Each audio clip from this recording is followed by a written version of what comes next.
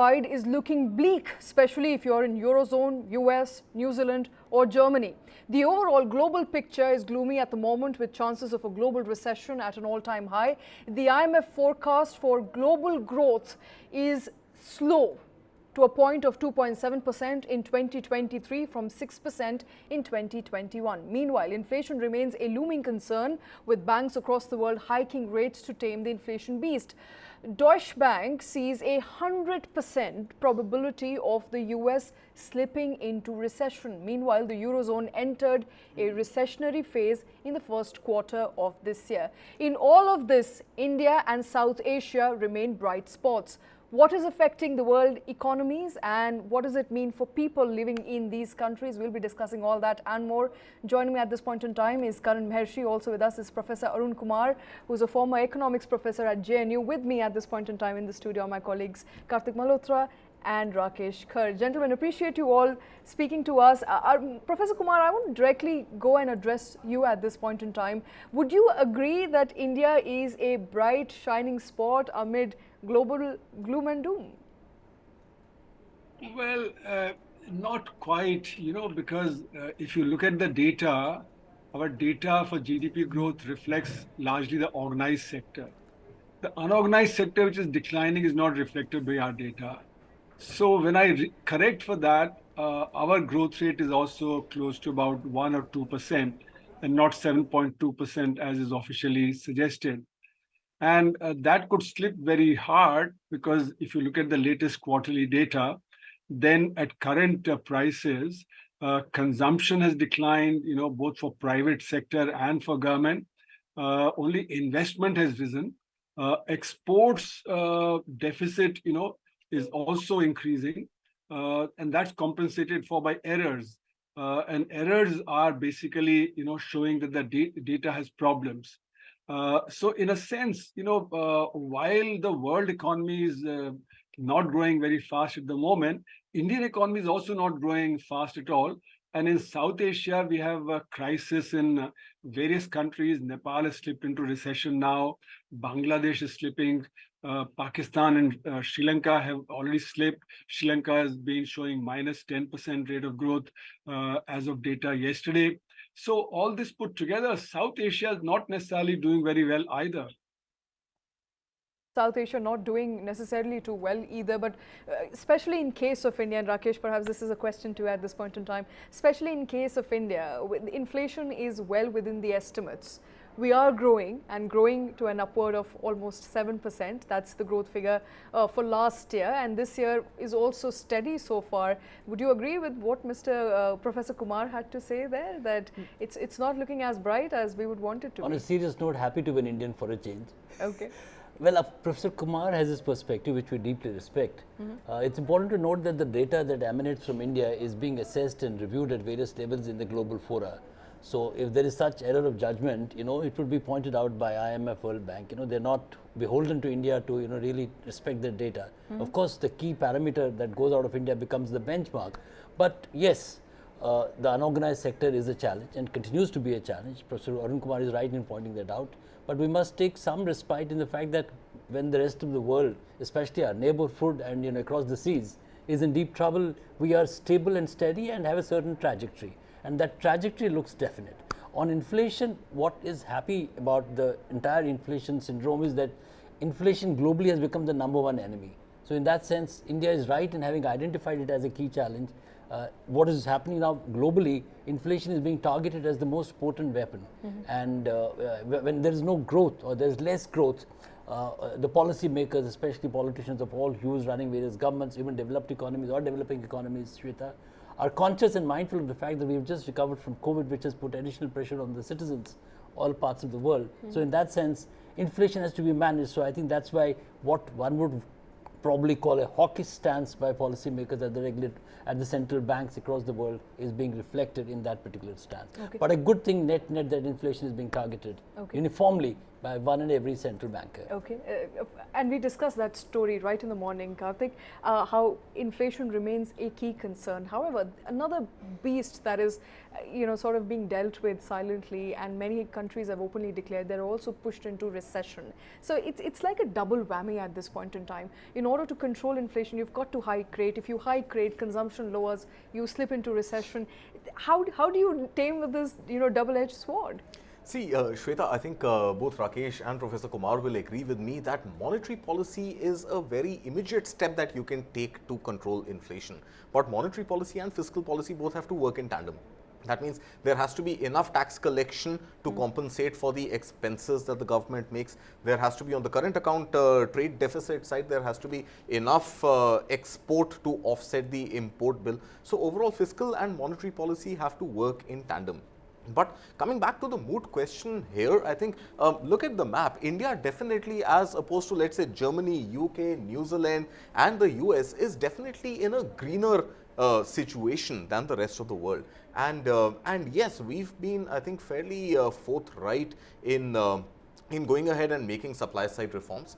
Now, whether you call them investments or whether you call them PLI schemes to boost manufacturing, we've been able to strengthen our supply side fairly well at a time when the West was actually printing currency. Okay. So, so yes, while the RBI is taking a hawkish stance now, I think we had taken a fairly hawkish stand from the central governments and also during the pandemic and beyond. Look at what happened when the Russia-Ukraine war started. We went ahead and we imported cheaper oil, which we process and export back to the same West, which is putting sanctions on Russia, while not very intelligently and smartly not coming into the grip of the sanctions ourselves. Okay. Right.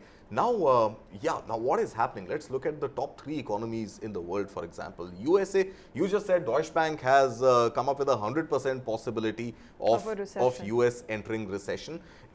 It should have entered recession by now had we believed every estimate of every policy thinker or any think tank or the Bretton Woods who have been anticipating recession. It hasn't happened. Why? Because again, the monetary policy tightening in the US has been consistent until just 2 days ago, where there was, if I can quote, a hawkish pause taken. A hawkish pause means it's a pause for now, but it may go back to a hawkish stance later. Okay. In the European Commission, the European Central Bank, ECB, we saw they have not taken a pause yet. It's the same inflation they are battling. They have not taken a pause, and there is a good chance of rate hike continuing.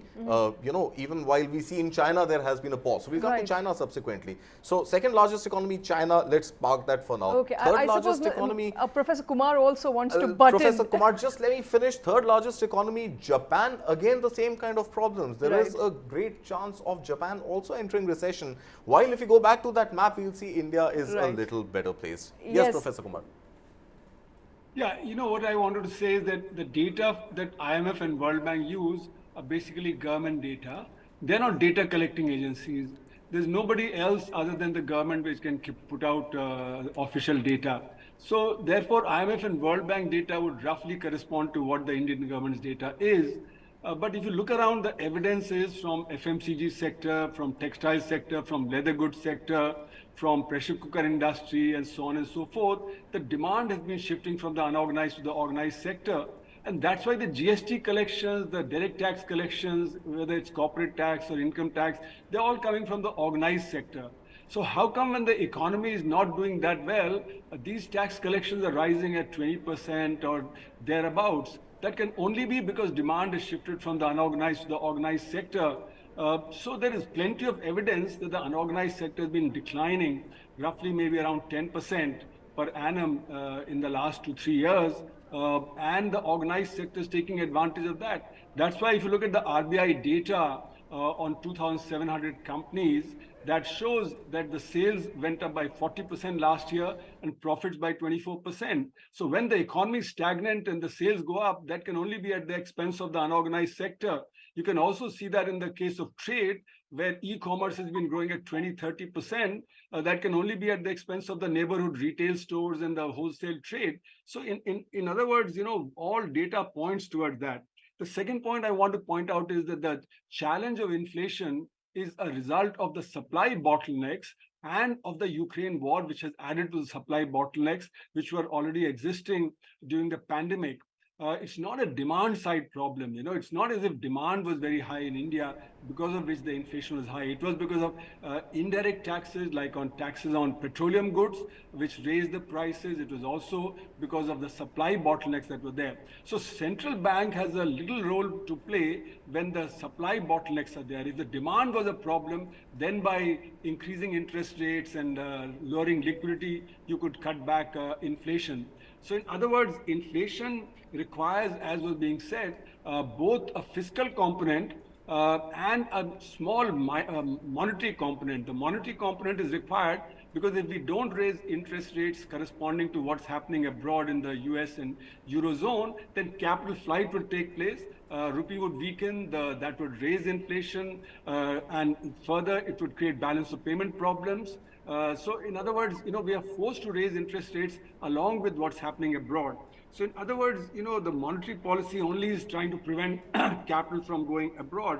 Okay. So supply side reforms like PLI have not really delivered. We had in 2020 we started it with 1.9 lakh crores of promised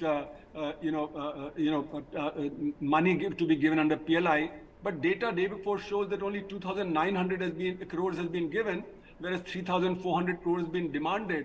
So the supply side responses have not been very strong. We had 1.6 lakh crore cut in the corporate taxes in 2019. That did not increase the private sector's investment. The PLI has not brought about much except for the example of Apple. There's not much else to quote there. So the government itself is saying that we'll have to review the PLI scheme. So in other words, we have to be very careful in analyzing the government data. All right. To see where we stand. Let's quickly also get in Karan into the conversation. Karan Mehrishi joining us at this point in time. Karan, I want to understand from you, would you agree with Professor Kumar, important, interesting data that he's quoting with respect to PLI? Do you think the PLI offtake has not been as it was anticipated? Yes, of course. I mean, that is now being witnessed. And I think it has to do with the rising interest rates across the world, which is sort of impeding global interest in creating capacities in emerging markets. But then this is a hiatus, I think, and a new investment should be coming in, especially given the fact that the US is now following the China +1 strategy. And because of that, I think global supply chains will have to reshuffle. So the PLI scheme, I believe, will get some kind of a fillip in the coming quarters. So even though they are reviewing the scheme, but I don't really see the scheme sort of falling down at this point in time. So I'm quite positive about the scheme going forward. And we tracked that story as well with respect to government trying to review PLI scheme. Rakesh, let me quickly bring you in. Government, they're admitting that there are certain sectors that have been laggard, mainly due to the gestation period of those sectors. And Professor Kumar pointing at how there are problems with the supply side. There have not been many takers for PLI except for Apple that we keep quoting. Would you agree with that broadly? Well, there are a couple of fundamental points. First of all, what Professor Kumar is pointing about PLI, there's always a review possible, which should happen at every quarter, I guess. Like a financial company does quarterly review. Any big scheme at that scale where government is spending money should be reviewed. So I'm very happy with the review. I don't have a challenge with the review. There is a gestation period. It's a new intent. It's a new idea. It's a new strategy. In that sense, it takes time. And today we have seen Foxconn is getting into setting up another independent plant. We don't have official confirmation, but it is just for EVs. For EVs, I say yes, it's an unrelated line in that sense. And there is a flood of interest. I think the minister has gone on record, Piyush Goyal, that we have huge interest coming in. These things take time, and we are just recovering from a very bad virus which had a known and unknown trajectory. So review is welcome. But let's not be pessimistic about the PLI output in that sense. And it's being expanded to a few other sectors. There would be greater interest there. On the larger point, of Professor Arun Kumar about formalizing an informalized economy, we have a challenge there. Let's face it. But anecdotal evidence, there is no independent evidence, because putting data into science when it comes to informal economy in India calls for a huge effort and huge task. I don't think anyone has that capability right now, but we must build that capacity to monitor and map the entire informal economy. But on the ground, I mean, I can give my example. I live in a suburban society in East Delhi. After the e-commerce, thing kicked off, we still are about 3 to 5% of e-commerce overall all India penetration. The growth may have witnessed some 20, 30, 100% year on year or quarter on quarter, but I've only seen, about 50% growth in the number of retail stores, mom and pop stores outside my residence, and some of them coming inside the society. Okay. So on ground, because all these are being, there is a cross linkage that's happening. That's the beauty of the e-commerce setup. It is not operating in thin air, it's operating in the ecosystem. The ecosystem is happy to host the mom and pop stores. I don't think there is any deliberate design or some God-ordained design to kill the mom and pop stores. That is not the intent of either the FDI direct indirect policy or a big corporate. They can't exist if they don't put them or co-opt them. When you co-opt, it's a business transaction. If you have the might in it, you will make merit of it. If you don't have the might in it, you will perish. Because I don't think any economy, any policy mandates that nobody will perish. I think we moved that era. Right. And essentially, the conversation around, I think what Professor Kumar alluded to, in fact, previously also, and he's with us, but perhaps he can expand on that, is that we're not being able to track the growth in informal sector. And what we essentially always keep talking about is the formal sector, which essentially may not be a substantial part of a good tracker of growth development in the country. So informal sector, what's happening there is a concern, apart from agriculture, where we know where the growth is, and which is, by the way, come in surprisingly well at about 5% in the last quarter. Other sectors remain relatively untapped, and he talked about FMCG products to other indicators, and those indicators perhaps pointing at a fact that it's the consumption and demand has shifted from informal to formal economy.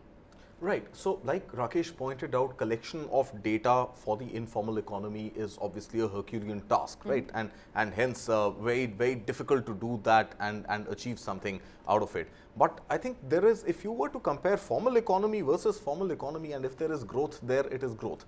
If you were to look at informal economy also migrating to formal economy, that's growth as well. That is good for the country. That is good for the taxpayer. That is good for the citizens. We shouldn't see the shift from informal to formal economy as a vice. Okay. Isn't it? That's what you're trying to say. Exactly. Okay. Professor Kumar, let me quickly bring you in before we shift focus to what's happening worldwide, move away a little bit from India. Yeah, so when the demand shifts away from informal or unorganized sector to the organized sector, that means the unorganized sector declines and the organized sector grows, and that's what data seems to suggest. Your GST collections are, as Arun Jaitley used to say, 5% units pay 95% of the tax. So if the GST collection is going at 20%, and that reflects the growth in the organized sector, that can only be at the expense of the unorganized sector. And you have the chairman, Mr. Jagannathan of the pressure cooker industry saying we have 5 units in the organized sector, 25 in the unorganized, and we are growing at 24% because the unorganized sector is declining. You have the leather goods sector, similar statement from Mr. Podar of the luggage industry, etc. So here the organized sector itself, FMCG, Hindustan Unilever, last year report says that our market share is doing well because the small scale sector is unable to grow, is declining. So you have all these evidences from various sectors, which are the mass sectors, that the unorganized sector is declining. Unemployment is very high because the organized sector doesn't offer much employment. It's only 6% of the employment. Unorganized sector is 94% of the employment. So if the unorganized sector declines, then it hits your unemployment very hard. And that means demand in the economy goes down. So while the organized sector does well, unorganized sector declines, and that's what people call the K-shaped recovery. So when you include the decline in the unorganized sector, then the rate of growth no more remains 7.2%, as the government says. And what I wrote in my recent article, it comes down to more like 1 or 2% rate of growth in the economy. So that's why I've been arguing that there's enough evidence, and we can ignore that. While we can give our own private experiences of how retail stores are growing, I can tell you my experience. Before the pandemic, 100% we went to the neighborhood store. Now 90% we are ordering from the e-commerce, as opposed to, so that's the case of a lot of middle class and upper middle class families are ordering, whether it be your food order, your groceries order, etc., coming from Blinkit, etc. So in a sense, even we are experiencing a decline in our visit to the shops, but I'm not going by this. I'm going by the rates of growth. The rates of growth seem to suggest that the unorganized sector is declining rather rapidly. And my own visits to the slum areas around Delhi, Bhalaswa, etc., where people are complaining of massive unemployment. Women, the labor force participation rate of women is more like 26%. They're not able to get work. Youth, especially 15 to 29 age group, the more educated you are, the more unemployment there is. And that's why recently for 50,000 jobs in UP, 54 lakh applied, including BTech, MTech, etc. And these were grade C, grade D jobs. Similarly for railway, grade C, grade D jobs, 35,000 in 2019, 1.3 crore people applied, and only 7 lakh were called for interviews. So there is a massive problem of unemployment and underemployment, which results in shortage of demand. So our industry faces the problem of shortage of demand, and that's why capacity utilization has been more like 75%, at which the investment by the private sector doesn't quite get buoyed. You need to go to 80-85% for investment rate to rise sharply, and that's when the growth rate will also rise. Professor Kumar, if I may just ask you this very fundamental question. Now, even if I were to agree with you that that the data that you are alluding to is absolutely correct, and there is a slowdown in demand in the informal economy. But eventually, with the supply side reforms, with boosted infrastructure, with schemes like PLI, which will help set up or exacerbate the setup of factories, isn't employment also then going to move from the unorganized sector to the organized sector, and eventually the tax net widens? There are more number of people in the formal sector paying taxes, and at the same time there is better GST collection as well, which in any case was the mandate of the PLI scheme, that by way of incentivizing the supply side, the tax collection that would happen through GST is going to more than offset the 1.97 lakh crores earmarked for the PLI scheme. So overall, in the long run, I'm not talking about present day today, I'm not talking about 16 June 2023, but let's say 3 years, 5 years hence, isn't all this going to accentuate the whole mobilization of the informal economy into the formal economy, which will overall be good for the country? So, what we should look at is the net employment. 6% working in the organized sector produce 55% of the output, and 46% working in agriculture produce 14% of the output, and the balance, roughly about 48% produce the 31% of output in the unorganized sector. So when you displace the unorganized sector by the organized sector, then where 15 people are working in the unorganized sector, only one is required in the organized sector.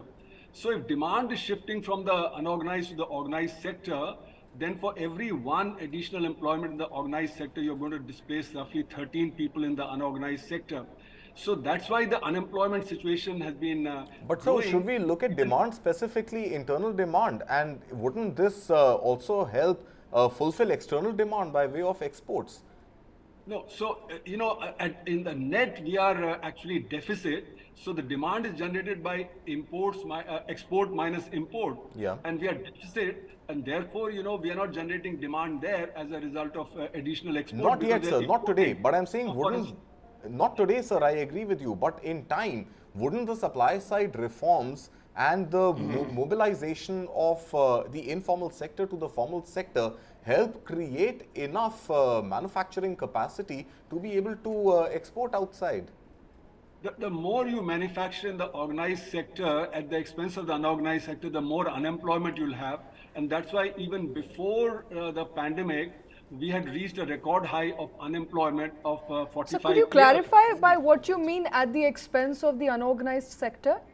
Demand shifting from the unorganized to the organized sector. That means what was being produced by the unorganized sector now being produced in the organized sector. So the unorganized sector units, which consist of small units and the micro units, and we must recognize that there are 6,000 large units, 6 lakh small and medium units, and 6 crore micro units. It's the micro units and the small units that are closing down, and the large scale sector doesn't generate much employment given the automation, etc. So that's why when you have one unit of output which was earlier produced in the unorganized sector being produced in the organized sector, then where in the unorganized sector 15 people are working, now only one will be working in the organized sector, and that's why the unemployment situation is acute in India. our labor force participation rate is roughly around 46%, whereas in similar countries like Brazil, China, USA, it is 65%. That means in the labor force, which is 15 to 64 years of age, we have 20% less people working. That's a Right. huge amount of unemployment. That's about 19 crore Absolutely, people. no. Unemployment is a problem, and we will talk about unemployment. Let me also quickly get in Karan Mehrishi to join in on the conversation. Karan, you've been listening so far. I understand you have some inputs to give. Also, while you talk about it, would you largely agree with what Mr. Kumar has to say?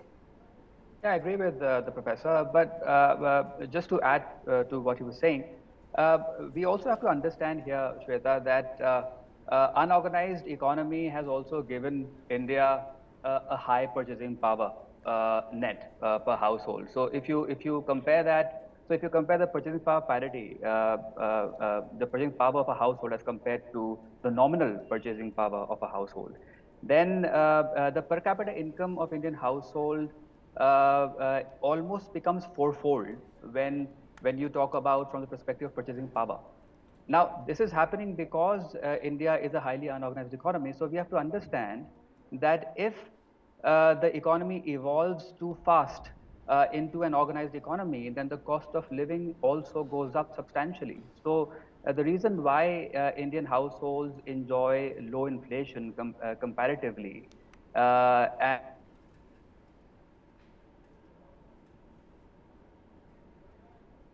Okay, I think. All right, I'm told he's gone on mute at this point in time. Let me, before Karan unmutes himself, I think interesting conversation there. And I wanted to quickly shed some light on what's happening on global economies, but we are too caught up discussing the formal versus informal sector. Essentially, I think a couple of points that we agree and a couple of points that we disagree. What we essentially agree on, unemployment is a problem. Unemployment is a problem that the government needs to cater to. But also, with respect to what Karthik was saying, more supply side reforms would also mean more people getting into the tax net, which gives them a job, essentially makes them a part of the formal structure, and then they can be taxed eventually. Yes, there's a global Rakesh. template. It's Yes. not either or today, as Karthik rightly mentioned. We need to, so to say, bring about that electric growth in both the segments of the economy. So we don't have an option, either politically or economically, to say that we don't want the unorganized sector to fire and we want only the organized sector to fire. I don't think any government, any policy maker, be it the central ruled states or the states where the center is not ruling, there is a consensus on that particular perspective. COVID led a massive blow to the informal sector. So obviously it's taking time to recover. But globally, there is a basic fundamental economic principle which I'm happy to be corrected on. If you need large scale employment, it will happen with big ticket capital investment. That is not going to happen in the small scale sector. True. Largest employment will happen when the big capital comes in. There are large capexes, there are big factories of the world. Factories of the world will lead to large employment. And there is a merit in a certain employment. I mean, I don't think any economy can afford to give employment to someone not on merit. Yeah. So this ability to drags we have the challenge of having the youngest economy, youngest population pool educated but not having relevant jobs. But that does not mean that we have to first prioritize giving jobs for the mom and pop stores, either shut or not being able to expand or live up to the charge. Right. So let's get certain things absolutely right. There is no quarrel between not kicking up the informal sector, but it has its severe limitations. As an economic model globally, which is one country where small scale sector is actually driving the larger part of the economy. I want to be educated on that. 75% of capital, or the GDP is driven by private sector. And private sector, it is big companies who generate big jobs, big projects. Okay. Yes, Mr. Kumar. No, private large-scale sector doesn't generate much jobs, and that's why in 1990, if you look at the data, our workforce was 250 million, and we had only about 27 million jobs in the organized sector at that time. Now our workforce is about 600 million, and we still have only 36 million jobs. So the expansion of the large scale doesn't generate jobs because it's highly automated, and this is not just India's problem; it is a problem globally. And that's why Mr. Trump was saying we'll bring jobs back to America from China, India, etc. Because the USA has been losing. But pardon my saying, sir, only employment. through Harley Davidson. It's not a small scale sector company. For Which one? instance, And by bringing business back into America, I suppose that is what he meant, by bringing factories back into So America. factories back, but Ali the Davidson point is an example. He point fought is that- individually as the president of the US for one particular company. Because that's the sentiment I'm talking about. Right. Again, we're not either or. We do want small scale to really grow and become medium and then become a large scale. That's what's happening on the stock markets. No, but that doesn't happen, automatically. China has done that, If you look at the 1980s, their village industries dramatically increased at about 30% per annum. And that's how they industrialized. In India, unfortunately, what's happening is the small scale in the cottage sector, the micro sector, that has been stagnating or declining. The reason is that in China, they provided, through government support, technology, marketing, and finance to the village and the micro units. In India, that's not the case. So the problem is that our, supply side responses are not leading to R&D. They're not leading to technology. The chaebols in South Korea, which grew very big, they developed technology. Whether you look at Samsung, LG, etc. But in India, our conglomerates like Reliance and Adani and the Tatas, they're hardly doing any research. Even the TCS and the Infosys, etc., which are cash rich, do not really do much research. That's why our R&D expenditure nationally is 0.75% of GDP, whereas China is spending 3.5%, and their economy is 5 times larger than us. So they spend 25 times more R&D than we in India do, and that's why they've developed 5G. We did not develop 2G, 3G, 4G at all. You look at the LCA, light combat aircraft, our engine has not worked. We are now bargaining with the US to give us the G414. We've been using the G404 from 1993 onward. So in R&D, we are lagging behind. Supply side responses work only if technology is developed. And that technology development is not being taken up in the private sector. Technology development is slowed down in the public sector because you're forcing public sector to generate higher profits, and the easiest way to generate profit is to cut on R&D.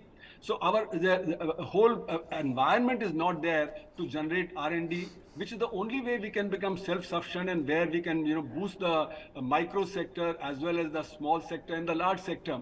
So our supply side policies are not quite designed for the long-term growth. Sir, I agree with you on the R&D bit, but you mentioned that the private sector is not, with capital investment, the private sector will be automated and is not going to generate enough employment. I have a bit of a disconnect there. And if you were to look at, let's say, the number of people employed after the armed forces and the Indian railways and paramilitary forces, you've got Tata Group that employs about 1 million people in India, 9,35,000 people as of last year, 2022. You've got Infosys at 3,14,000 people. You've got Accenture at 300,000 people. An international company, its offices in India, has got 3,300,000 people. Please add it all up. Please Move add to it all Reliance up in the Industries, organized 2,36,000. These are big numbers, sir. No, but in the organized sector, the total you have only 35 million in the organized sector out of a workforce of 600 million.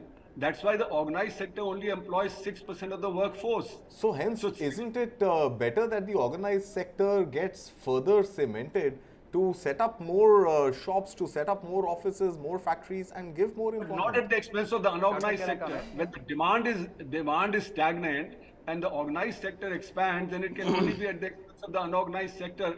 And as I said, But demand will also increase, right? If there is more employment in the formal sector, demand will also go up. No. If the unorganized sector decreases, the demand goes down, because that's when 94% are employed. And the e-Shram portal data tells you that there are 28 crore people who registered by November, and of the 28 crore, 94% said they earn less than 10,000 rupees per month. So it's a very small income. It's close to the poverty line income for 94% in the unorganized sector. The demand cannot be very large.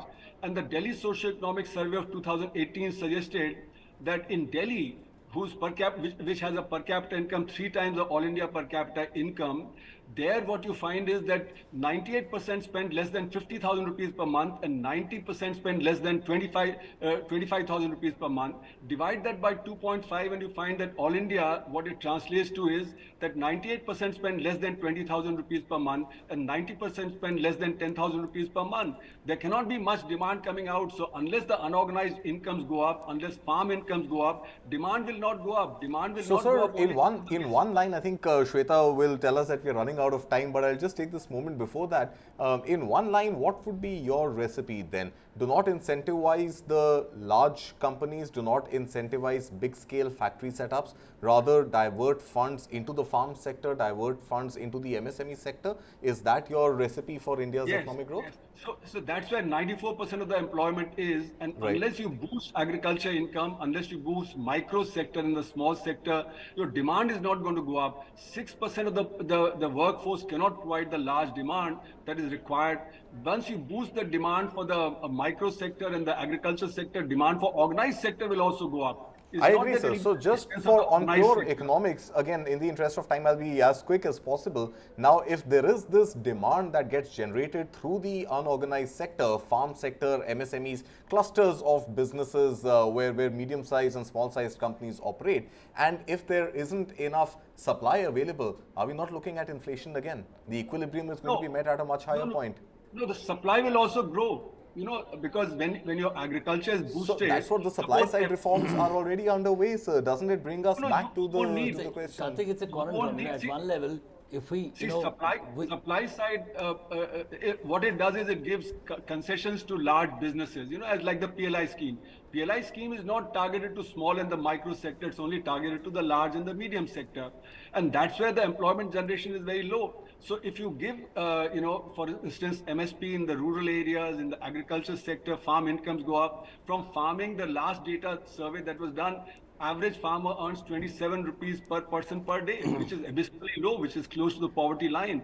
So if your agriculture incomes go up, demand for everything will go up. If your micro sector incomes go up, demand for everything will go up. And therefore, what you'll find is that, your large scale sector will grow and your supplies from these sectors will grow also. They are 31% of the output from the non-agriculture unorganized sector and 15% from the agriculture unorganized sector. So that's 45%. If that 45% increases demand, you can see how organized and unorganized both will start growing. So, sir, you are saying consumption in the economy will go up, but then at the cost of investments.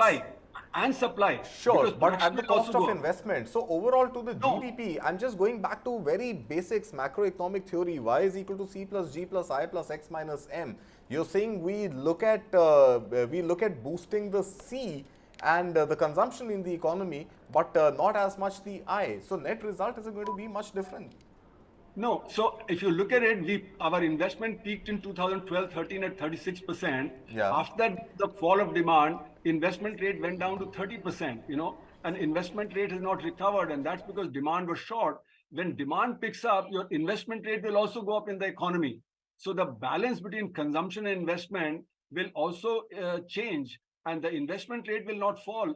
And investment rate will rise, then capacity utilization rises to 80-85%. We've been running at between 72 and 75% capacity utilization, which is not good enough. If I can produce 100 cars, but I'm only selling 72 to 75 cars, why would I invest to produce 110 cars? But if the demand goes up and my sales go up to 85 cars out of 100, then I'll set up capacity for another 10. So capacity utilization has to rise, consumer confidence has to rise, and you know that consumer confidence in the economy as per the RBI data was 104 in January 2020, just before the pandemic, and that has not recovered. It's recovered only to 82 now. Okay. So the consumer confidence is down, the capacity utilization is down, and both of them have to be raised, and that will come only when the unorganized sector is boosted. Okay, let me give a final word to Karan Mehrishi, who's been waiting patiently all this while. Karan, we will wind up with you. Yeah, so Shweta, just to, I have a contradictory statement to make here. Now, the thing is that if you remember what Henry Ford said regarding his cars when he was making Ford Model T back in the early 1900s, and he said, and somebody asked him that who would buy your cars, and he said the people who are making them. So basically, what we have to understand here is that the economy is not horizontally integrated; it is vertically integrated. So if you do not have an organized sector to drive demand, then the output does not expand. So while the unorganized or the informal economy is important for consumption, but the overall output rises because of the formal economy, which creates capacities and invests in the economy. So I don't fully agree with the assumption that unorganized sector is the penultimate component in economic expansion. Okay. No, Okay. can I quickly correct what Henry Ford Yes, said Professor was Kumar.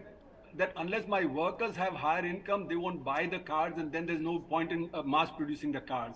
So Henry Ford said that we have to. And recently, if you notice, George Buffett has also said that my secretary receives a very low income, and capitalism cannot survive unless that's done. So he said that there should be greater taxation of the rich people, and he was supported by the American rich, the German rich, the French rich, and the Italian rich, because they said that capitalism cannot survive. And that's why now the World Bank talks about Okay. the universal basic income, saying that we have to give income in the hands of people who don't have employment. And now universal This is basic going to be an income. endless debate around capitalism versus socialism. We will come back to it, Professor No, Arun no Kumar. It's a socialism, pleasure only listening to you, capitalism. sir.